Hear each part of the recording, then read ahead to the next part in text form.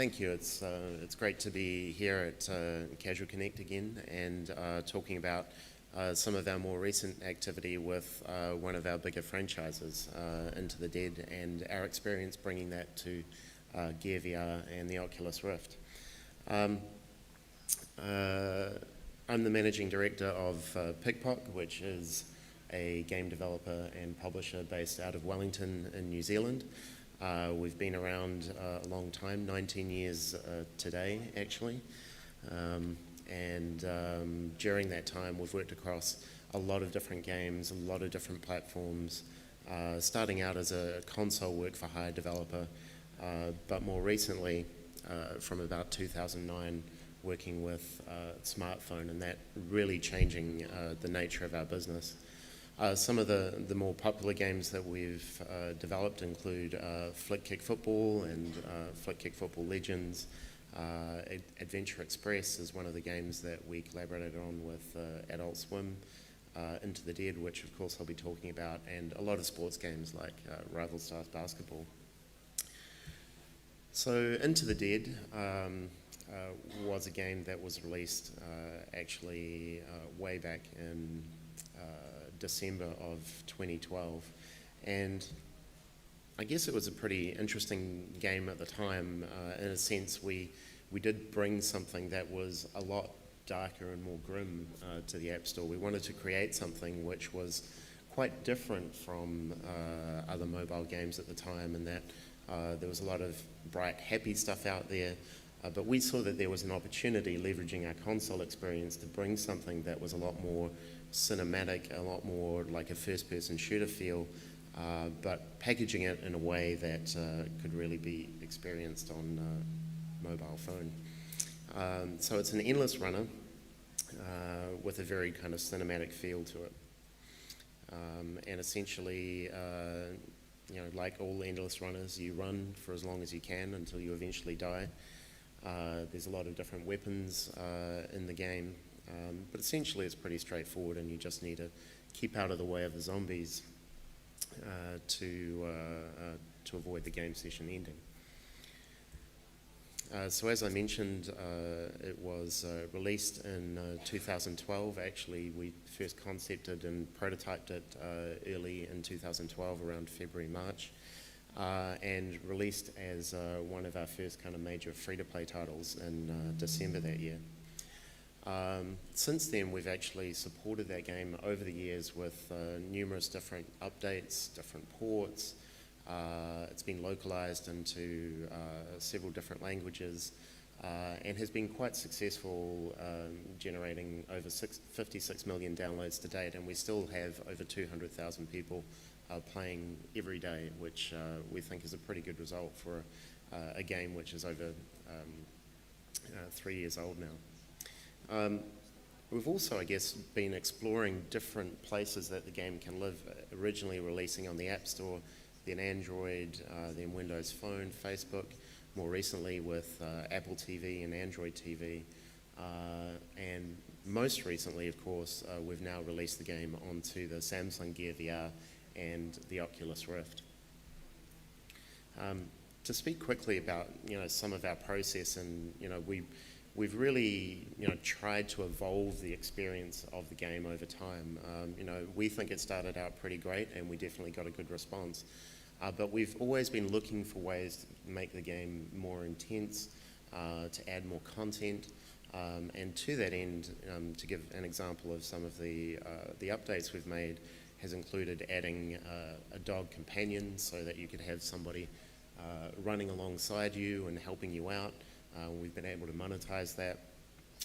Of course, this is a zombie apocalypse, so no friendly, furry, happy dog companion can give you hope for too much time, and that means that when you die, the dog kind of dies with you, which again was a place to kind of keep this intense emotional response there. So we were kind of, I guess, delighted to see in a way that people felt really strongly about this content and having this dog there, where people said that they were actually crying about their dog dying in the game, but then they started playing again and it was all good until they died again. And that, of course, led us to expanding out that content, offering all different sorts of dogs that people could buy. Another big factor in the game is weapons. We found that people were quite prepared to pay for premium weapon content. And of course, one of the more iconic things now because of The Walking Dead is the crossbow as a key weapon in the zombie apocalypse.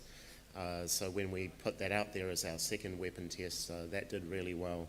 And again, we've gone on to release a whole range of different weapons. So we've always been looking for opportunities to kind of add something more interesting, to create new dimensions, new gameplay. And it was actually a couple of years ago that we were first approached by Oculus, who at the time, of course, had announced the Oculus Rift, but they let us in on the fact that they were working with Samsung on the Gear VR. And there was this new kind of mobile VR opportunity coming along. We felt that was a really exciting opportunity for us and for where the game was at. For a few different reasons. Again, we were looking for ways to create another dimension to kind of amp up the game experience, and of course, there's nothing more horrifying than the zombie apocalypse when you're actually kind of in the middle of one. So we felt immediately that this was a great opportunity for the game to kind of take that experience to the next level. We saw that there would be the opportunity and the desire from both Oculus and Samsung to add new content and new modes, new nuances that we could add because of the VR experience. It would be a new marketplace for us to try and a new revenue stream for us to add. We'd be developing new capability in terms of getting into VR, which is something that we didn't have experience with prior.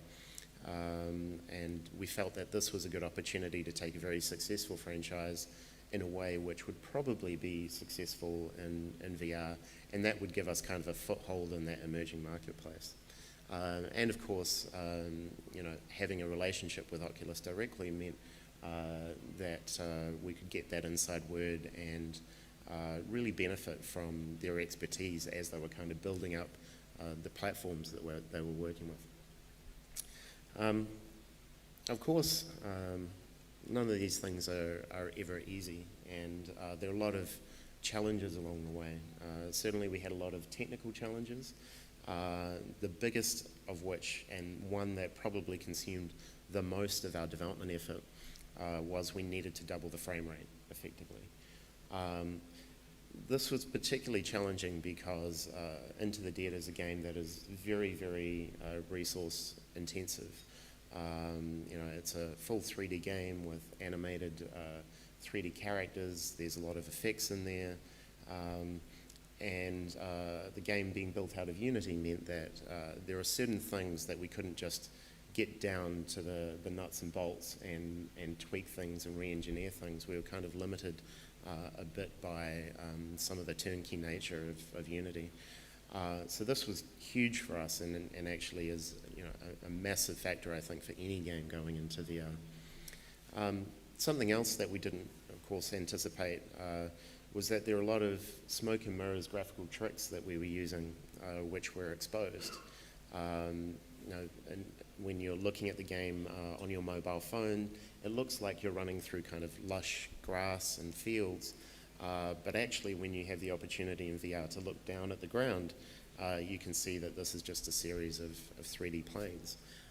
And that was just one of many different graphical tricks that we had employed, which we could get away with in 2D, that when you were immersed and had the ability to freely look around, we really need to think about how to rebuild those.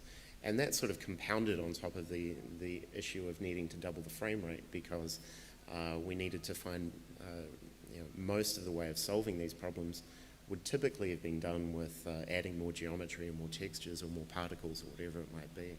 So again, huge problems there. In terms of more practical technical challenges, we were of course working with prototype hardware for much of the time with Gear VR, targeting handsets that didn't even exist at the time. And Unity and Oculus themselves were evolving their SDK, which meant regular drops of software, which we had to update over time. On top of that, there are a number of production challenges as well. And again, we didn't anticipate a lot of this.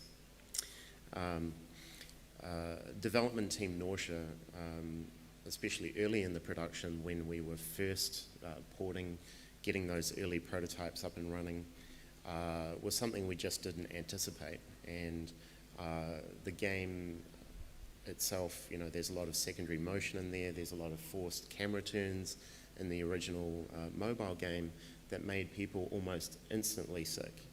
And that was very challenging for our development team when they were having to kind of push through a lot of this stuff and try and find out where the issues were and having to test over and over again. And it's one thing to kind of feel a little bit sick and then be able to go away and deal with that. But when you're actually having to put the headset on, multiple times in an hour, and you get this compounding level of nausea, we actually found that many times we had to send people home for the day, and it would take them hours even after they were home in order to recover from that. Sometimes they'd feel so nauseous that they wouldn't be able to come in the next day. So this was something actually that even on our new products we haven't even quite worked out how to get past this, other than just taking the time to take big breaks, to get outside, to get fresh air, to drink a lot of water, and if you are starting to feel sick, not push through and layer on sickness on sickness. There were some early research out there, but there's not a lot of established best practices as yet. There's a lot of learning going on. There's certainly not a lot of experience in the industry. Again, on top of the technical SDK evolution, we also had an evolution in the technical and safety standards. So Oculus themselves were learning about how should consumers use the device, and then how should that actually influence not only the warnings we're putting into the game, but also how should we balance the game sessions, the goals, change the menus up in such a way that it conformed to the standards that they were still building. One of the things that, again, was something we didn't anticipate was that making the game actually continue to be hard and get progressively harder as you got deeper into the game. That was actually a very challenging process for us. One of the things that kind of works in the mobile game that got lost in the move to VR was the mobile game itself feels kind of restrictive. You feel claustrophobic, you have kind of a limited field of view and limited mobility. And again, in VR, with the ability to look around, to pick your path with more precision, to have effectively more mobility, that actually made the game super easy. And balancing that out and not having to rely on just throwing a whole bunch of zombies into that to make it harder was something that, because of the frame rate issue, was something that we had to work a lot around to get that where it needed to be.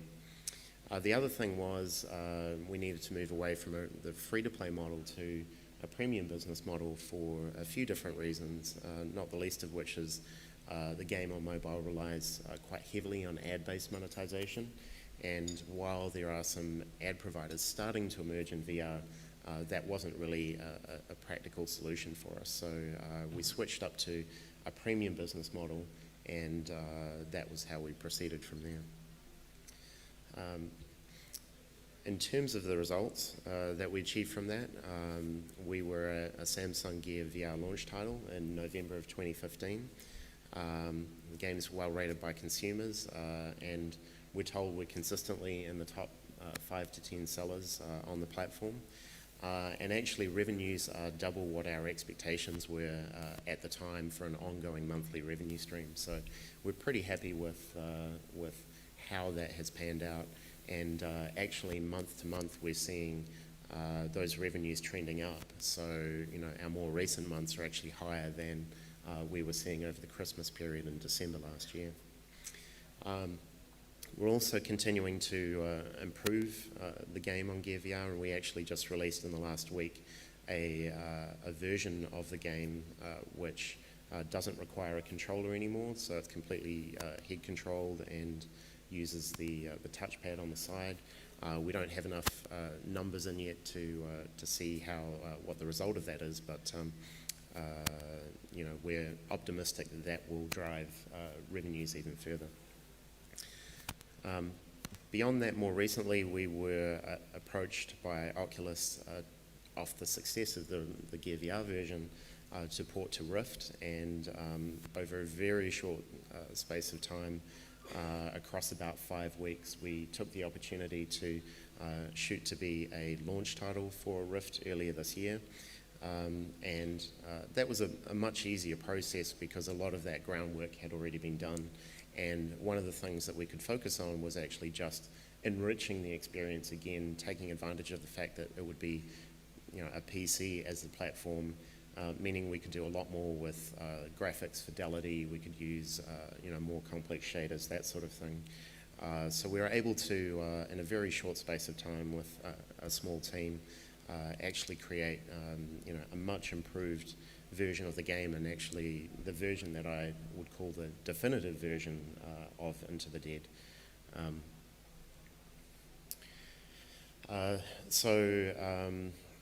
We were again a launch title for the Oculus Rift right at the end of March. They've been pushing to get the hardware out there. I think both themselves and Vive have had a few issues in fulfilling their pre-orders, but we're starting to see some promising sales coming through, but too early for us to tell where we're at this stage.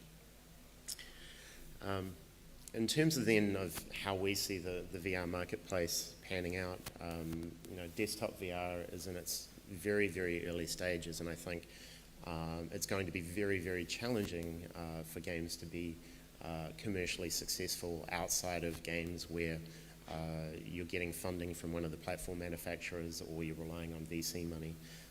I think the upside for desktop VR is going to be very hard to kind of be successful other than some of the top titles that are going to be out there.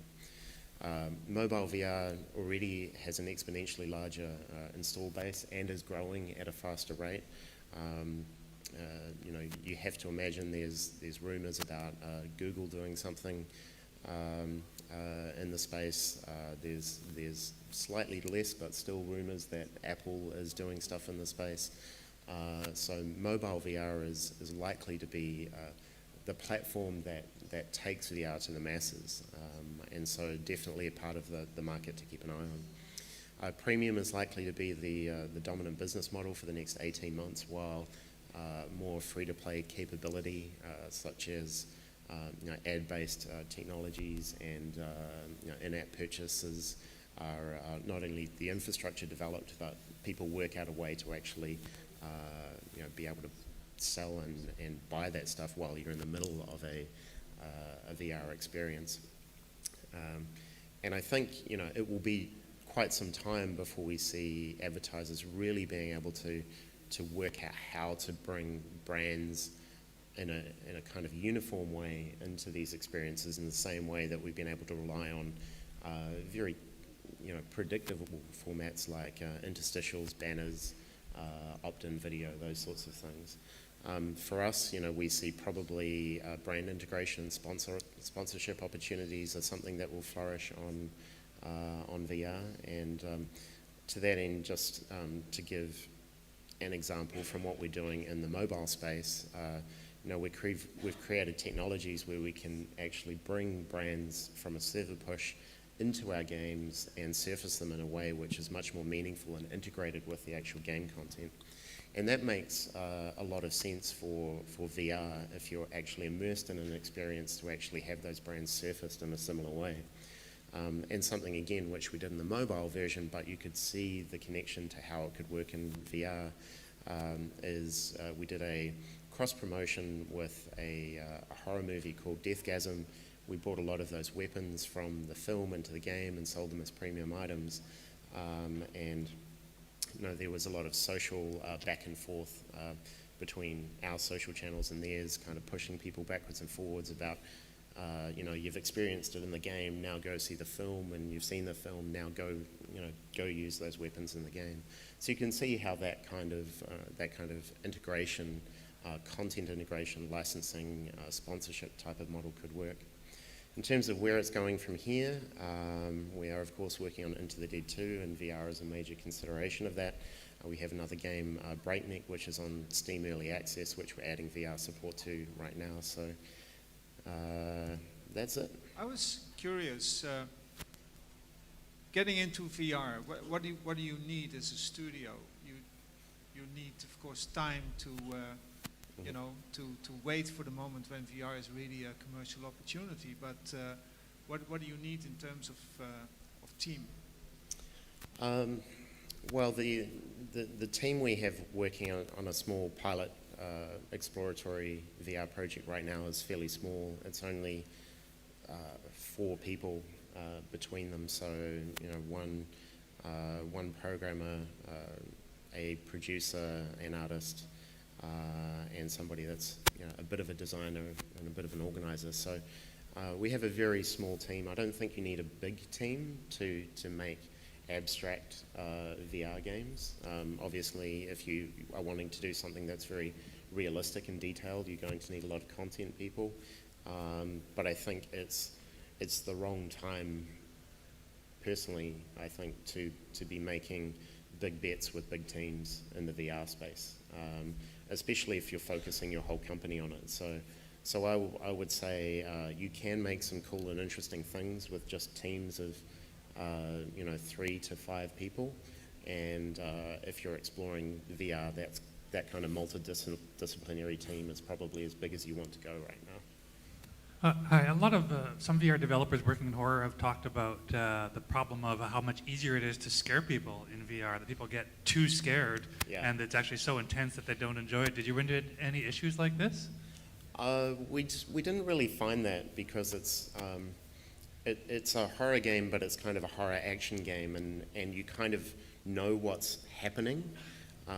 It's definitely, I've experienced that myself, playing some of the things on Vive, where you just get the sense that I know something's over here behind me, but and it's really uncomfortable. That kind of works for what we're trying to experience, but we haven't had anybody that's been so afraid that they're reduced to a shrieking mass on the floor, like I've seen on some YouTube videos for some of the Vive games. So this is, you kind of know what's happening, you realize it very quickly, and it's more about fear of death than the fear of the unknown that I think is what plays really well in VR and is kind of freaking people out.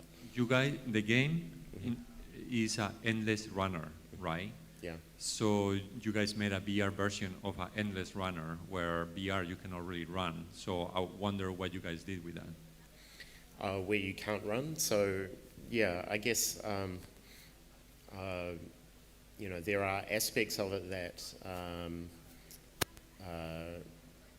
there's one mode that we actually added to take more advantage of the fact that you aren't moving, which is we added a mode which is a stand your ground mode, where you just stay there and the zombies are coming at you. So that's actually something that's been very popular within the game, so there's less disconnect between the fact that you're not running while in the experience, even though the locomotion, the apparent locomotion is there. So we added that mode to kind of balance things out and give people an alternative if they felt that that was a better way to play. But I guess we just ignored the fact that in the game you're running, but you're not actually physically running at the same time. Hi. So I see that VR is a bit restricted by the game genre. So how would a game like Top 11, which is management, which is not much into going out and fighting and all that, future of such mid games coming into VR? I think there's definitely a lot of games that work better than others, and a lot of genres that are going to work better than others, some which will be better fits. One of the things I've seen that's interesting is having strategy games in VR where you sort of, you know, you're going around a table and it's more like a tabletop gaming experience, and you get the sense of, you know, being this omnipotent being controlling the forces below. So I think it, you know, potentially really interesting for strategy games, but there are, you know, the kind of flatter 2D puzzle games, card battle games that may not work such in the same way. The hope, I guess, you know, the interesting challenge is that there might be whole new genres that emerge from it as a platform. But yeah, it's not going to be the case that we can cram everything into a VR experience. I'm sure people will try, but you know, again, I think it's early days. There'll be a lot of failure, and you know, hopefully we see whole new genres around. Thank you very much. Thank you, Mario. Thank you.